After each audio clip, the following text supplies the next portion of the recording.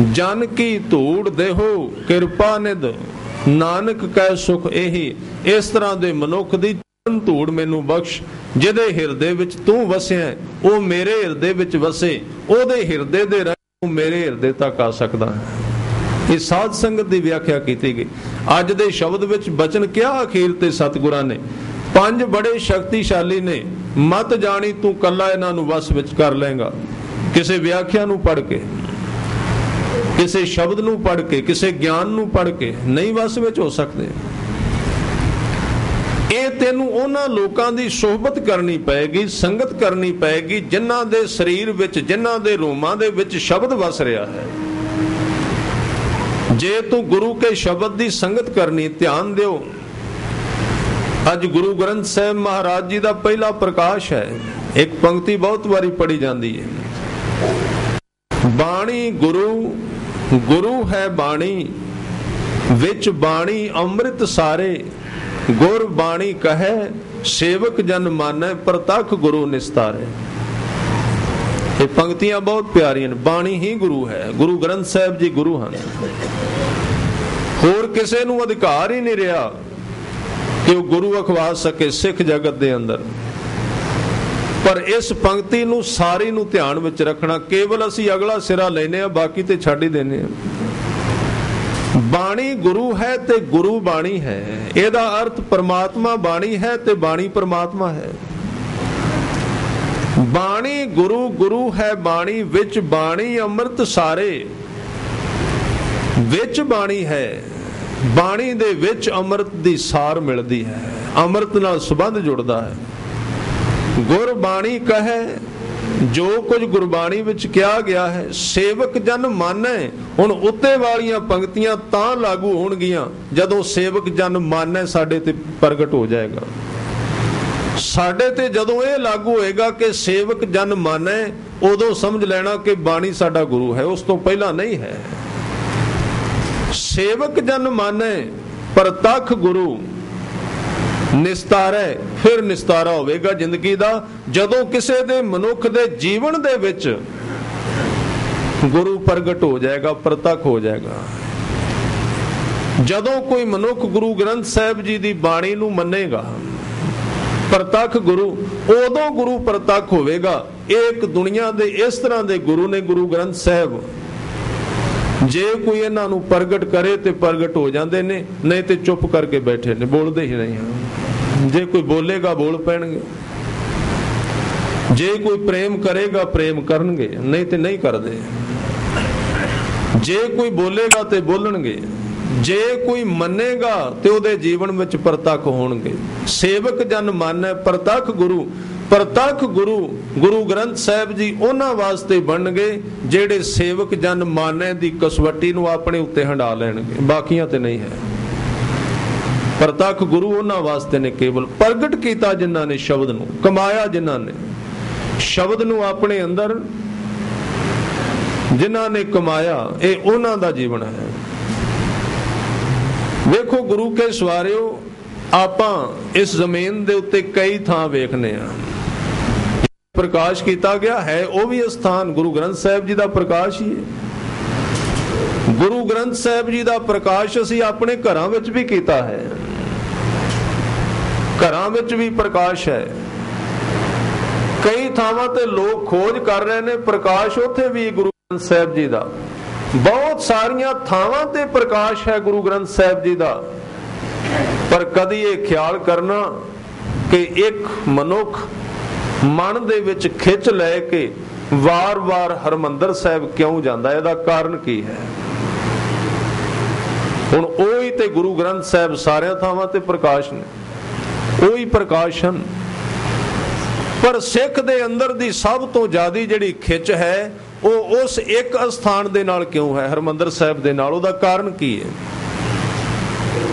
ध्यान दिओ, उस थां ते शब्द पहली बारी प्रकाश किया गया सी। सब तो पहला गुरु ग्रंथ साहिब जी का प्रकाश उस स्थान ते होया सी, ते उस थां ते शब्द की सारियां तो ज्यादा एनर्जी गुरु अर्जन देव जी ने भर दी है। इस करके वो थां विशेष है, उत्थे प्रतख गुरु हो गया है। गुरु नूं प्रगट किया जाता है, ਪ੍ਰਗਟ ਕਰਕੇ ਹੀ ਆਪਾਂ ਸ਼ਬਦ ਗੁਰੂ ਨਾਲ ਜੁੜ ਸਕਨੇ ਆ। ਕੇਵਲ ਕਹਿ ਕੇ ਸ਼ਬਦ ਗੁਰੂ, ਅਸੀਂ ਸ਼ਬਦ ਗੁਰੂ ਤੱਕ ਨਹੀਂ ਜਾ ਸਕਾਂਗੇ। ਜਿਸ ਥਾਂ ਤੇ ਸ਼ਬਦ ਦਾ ਕੀਰਤਨ ਜ਼ਿਆਦਾ ਤੋਂ ਜ਼ਿਆਦਾ ਹੋਵੇਗਾ, ਜਿਸ ਥਾਂ ਤੇ ਸ਼ਬਦ ਦੀ ਜਿਹੜੀ ਵਿਚਾਰ ਹੈ ਉਹ ਵੱਧ ਤੋਂ ਵੱਧ ਹੋਵੇਗੀ, ਜਿਸ ਥਾਂ ਤੇ ਸ਼ਬਦ ਦਾ ਪ੍ਰਸਾਰ ਜ਼ਿਆਦਾ ਹੋਵੇਗਾ, ਜਿੱਥੋਂ ਸ਼ਬਦ ਪ੍ਰਵਾਹਿਤ ਜ਼ਿਆਦਾ ਹੋਵੇਗਾ, ਉਹ ਥਾਂ, ਉਸ ਥਾਂ ਤੇ ਆਪਾਂ ਕਹਿ ਸਕਾਂਗੇ ਕਿ ਪ੍ਰਤੱਖ ਗੁਰੂ ਹੈ। ਇੱਥੇ ਗੁਰੂ ਪ੍ਰਗਟ ਹੋ ਗਿਆ, ਪ੍ਰਤੱਖ ਹੋ ਗਿਆ ਹੈ। ਸ਼ਬਦ ਨੂੰ ਪ੍ਰਗਟ ਕਰਨਾ, ਜੀਵਨ ਦੇ ਵਿੱਚ ਲੈ ਕੇ ਆਉਣਾ, ਇਹ ਗੁਰੂ ਕੇ ਸਵਾਰਿਓ ਸਿੱਖੀ ਦਾ ਸੰਵਿਧਾਨ ਹੈ। ਸੋ ਅੱਜ ਦੇ ਬਚਨਾਂ ਦੇ ਵਿੱਚ ਸੱਚੇ ਪਾਤਸ਼ਾਹ ਜੀ ਕਿਰਪਾ ਕਰ ਰਹੇ ਨੇ ਕਿ 5 ਵਿਕਾਰ ਨੇ, ਇਹਨਾਂ 5 ਨੂੰ ਸ਼ਬਦ ਦੇ ਨਾਲ ਤੂੰ ਸੰਜਮ ਦੇ ਵਿੱਚ ਲੈ ਕੇ ਆ। ਮਾਰਨ ਵਾਸਤੇ ਨਹੀਂ ਕਹਿ ਰਹੇ, ਖਤਮ ਕਰਨ ਵਾਸਤੇ ਨਹੀਂ ਕਹਿ ਰਹੇ। ਨਾਮ ਦੁਆਰਾ, ਬਾਣੀ ਦੁਆਰਾ ਇਹਨਾਂ 5 ਨੂੰ ਤੂੰ ਵਸ ਵਿੱਚ ਕਰਨਾ ਹੈ, 5 ਨੂੰ ਆਪਣੇ ਅਧਿਕਾਰ ਵਿੱਚ ਲਿਆਉਣਾ ਹੈ। ਭਾਈ ਮਰਦਾਨਾ ਜੀ ਨੂੰ ਸਤਿਗੁਰਾਂ ਨੇ ਕਿਹਾ ਸੀ ਕਿ ਸਾਜ਼ ਉਹ ਹੀ ਚੰਗਾ ਹੁੰਦਾ ਹੈ ਜਿਹੜਾ ਲੈ ਵਿੱਚ ਵੱਜੇ, ਕਿਉਂਕਿ ਉਹ ਵਜੰਤਰੀ ਸਨ, ਉਹ ਰਵਾਬੀ ਸਨ। ਰਵਾਬ ਤੇ ਪਹਿਲਾਂ ਵੀ ਵਜਾਉਂਦੇ ਸਨ, ਪਹਿਲਾਂ ਵੀ ਸੰਗੀਤ ਹੈ ਸੀ। ਤਾਂ ਹੀ ਬਾਬਾ ਜੀ ਨੇ ਕਿਹਾ ਸੀ ਨਾ, ਮਰਦਾਨਿਆਂ ਰਬਾਬ ਭਲੀ ਵਜਾਏਂਦਾ ਹੈ। ਇਹਦਾ ਮਤਲਬ ਰਬਾਬ ਵਜਾ ਲੈਂਦੇ ਸਨ ਪਹਿਲਾਂ। ਹਾਂ, ਉਹ ਰਬਾਬ ਵਜਾਉਣ ਦੀ ਜਾਚ ਉਹਨੂੰ ਗੁਰੂ ਨਾਨਕ ਨੇ ਦੱਸੀ। ਇੱਕ ਇਤਿਹਾਸ ਦੇ ਵਿੱਚ ਫਿਕਰਾ ਆਵੇਗਾ, ਇੱਥੇ ਭੁਲੇਖਾ ਨਾ ਲੱਗੇ ਕਿ ਮਰਦਾਨੇ ਨੂੰ ਰਬਾਬ ਨਹੀਂ ਸੀ ਵਜਾਉਣੀ ਆਉਂਦੀ, ਗੁਰੂ ਨਾਨਕ ਦੇਵ ਜੀ ਨੇ ਸਿਖਾਈ ਸੀ। ਇਹ ਵੀ ਸੱਚ ਹੈ। ਰਬਾਬ ਵਜਾਉਣੀ ਆਉਂਦੀ ਸੀ ਮਰਦਾਨੇ ਨੂੰ ਸੰਸਾਰੀ। ਜਿਹੜੀ ਰਬਾਬ ਗੁਰੂ ਨਾਨਕ ਸਾਹਿਬ ਨੇ ਵਜਵਾਈ ਉਹਦੇ ਤੋਂ, ਉਹ ਗੁਰੂ ਸਾਹਿਬ ਨੇ ਉਹਨੂੰ ਜਾਚ ਸਿਖਾਈ ਸੀ। ਇਸ ਕਰਕੇ ਗੁਰੂ ਕੇ ਸਵਾਰਿਓ ਸਤਿਗੁਰਾਂ ਨੇ ਕਿਹਾ, ਮਰਦਾਨਿਆਂ ਸਾਜ਼ ਉਹ ਹੀ ਕੰਮ ਦਾ ਹੈ ਜਿਹੜਾ ਸੁਰ ਹੋਵੇ, ਜਿਹੜਾ ਲੈ ਵਿੱਚ ਵੱਜੇ, ਤੇ ਜੀਵਨ ਵੀ ਉਹ ਹੀ ਕੰਮ ਦਾ ਜਿਹੜਾ ਸੁਰ ਵਿੱਚ ਤੁਰੇ, ਲੈਬੱਧ ਹੋ ਕੇ ਤੁਰੇ। ਇਹ ਸ਼ਬਦ ਸਤਿਗੁਰਾਂ ਨੇ ਕਿਹਾ ਸੀ। ਕਹਿਣ ਲੱਗੇ, ਮਰਦਾਨਿਆਂ ਰਬਾਬ ਤਾਂ ਬੜੀ ਸੋਹਣੀ ਵਜਾਉਣਾ ਹੈ, ਸੰਗੀਤ ਤਾਂ ਬੜਾ ਸੋਹਣਾ ਵਜਾਉਣਾ ਹੈ, ਪਰ ਤੇਰੇ ਸੰਗੀਤ ਦੇ ਵਿੱਚ ਜਿੰਦ ਜਾਨ ਕੋਈ ਨਹੀਂ, ਬਿਲਕੁਲ ਫਿੱਕਾ ਲੱਗਦਾ ਹੈ।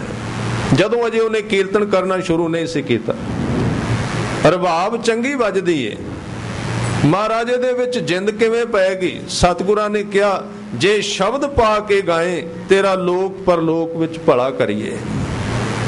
ਜੇ ਤੂੰ ਇਸ ਰਬਾਬ ਦੇ ਸੰਗੀਤ ਦੇ ਅੰਦਰ ਸ਼ਬਦ ਪਾ ਕੇ ਗਾਏ ਤਾਂ ਤੇਰੀ ਰਬਾਬ ਵਿੱਚ ਜਿੰਦ ਪੈ ਜਾਏਗੀ।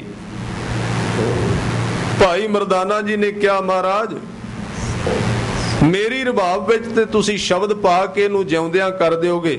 ਲੱਖ ਲੋਕ ਨੇ, ਕਰੋੜਾਂ ਲੋਕ ਨੇ ਇਸ ਧਰਤੀ ਤੇ, ਸਾਡੇ ਤੋਂ ਬਾਅਦ ਵੀ ਆਉਣਗੇ, ਉਹਨਾਂ ਦੇ ਜੀਵਨ ਦਾ ਕੀ ਬਣੇਗਾ?